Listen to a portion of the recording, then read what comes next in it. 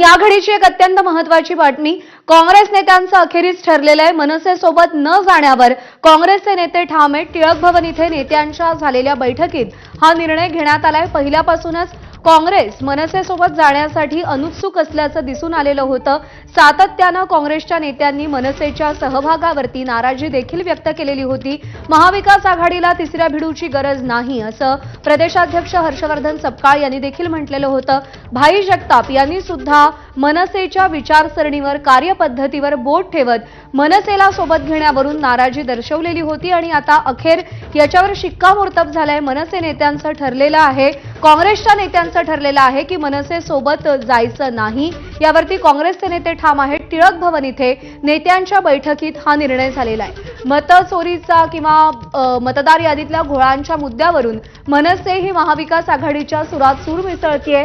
सातत्यानं निवडणूक आयोगाच्या अधिकाऱ्यांसोबत आयुक्तांसोबत भेटीमध्ये राज ठाकरे अग्रेसर दिसतायत। अगदी परवाच्या सत्याच्या मोर्चामध्ये सुद्धा बऱ्यापैकी फोकस हा राज ठाकरेंवर होता आणि आता मनसे आपल्यासोबत नको यावरती काँग्रेसच्या नेत्यांचं एकमत झालंय। कथित वोट चोरी आणि निवडणूक आयोगाच्या पारदर्शकतेच्या मुद्द्यांवर मनसे प्रमुख राज ठाकरे यांनी महाविकास आघाडीसोबत सत्ताधारी आणि निवडणूक आयोगाविरुद्ध आक्रमक पवित्रा घेतला। पण उत्तर भारतीय आणि अल्पसंख्याकांच्या विरोधात उघड भूमिका मांडणाऱ्या मनसेसारख्या पक्षासोबत जवळीक ही बिहार निवडणुकीच्या तोंडावर परवडणारी नसल्याचं काँग्रेसच्या नेत्यांचं मत आहे। राजू सोनावणे आपले प्रतिनिधी आपल्याला अधिक अपडेट देतील। राजू, काँग्रेसच्या नेत्यांचं नेमकं काय ठरलंय आणि मनसेला कोणकोणत्या मुद्द्यांवरती काँग्रेसच्या नेत्यांचा विरोध आहे?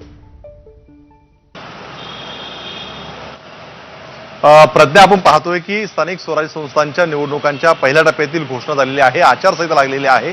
त्यामुळे युती आणि आघाडी याच्यावरती सगळ्यांचं लक्ष आहे आणि त्यामुळे आता काँग्रेसने कुठेतरी निर्णय घेतला आपल्याला पाहायला मिळतोय की काँग्रेस जे आहे ते स्वबळावरती मुंबईमध्ये लढणार आहे। अनेक दिवसांपासून चर्चा होती की काँग्रेस आणि मनसे हे एकत्र लढणार का, तर स्पष्टपणे त्या नेत्यांनी सांगितलेलं आहे की मनसे सोबत लढणार नाही। 2 दिवसापूर्वी जे काही टिळक भवनला काँग्रेस नेत्यांची बैठक झाली, या बैठकीमध्ये निर्णय घेण्यात आलेला आहे की स्वबळावरती मुंबई महानगरपालिका लढायची आहे आणि जर युती करायची असेल, आघाडी करायची असेल तर ती महाविकास आघाडी आणि इंडिया आघाडीतील घटक पक्ष यांच्यासोबतच करायची आहे, इतर कोणाशी करायची नाही। अशा प्रकारचा सूर जो आहे तो या सगळ्या नेत्यांचा पाहायला मिळतोय। त्यामुळे जर मुंबई महापालिकेमध्ये जर आघाडी करायची असेल तर शरद पवारांची राष्ट्रवादी किंवा उद्धव ठाकरेंची शिवसेना यांच्यासोबतच करता येईल, मात्र मनसेसोबत जायचं नाही अशा प्रकारचं जे आहे ती भूमिका घेतली आपल्याला पाहायला मिळते। खरं तर मनसेसोबत काँग्रेस का जात नाही हा जर मुद्दा आपण पाहिला, त्यात सगळ्यात महत्त्वाचं म्हणजे का जर आता मनसेसोबत जर काँग्रेस गेली तर साहजिकच आहे बिहारच्या निवडणुका आहे, त्यामुळे बिहारमध्ये मोठा फटका जो आहे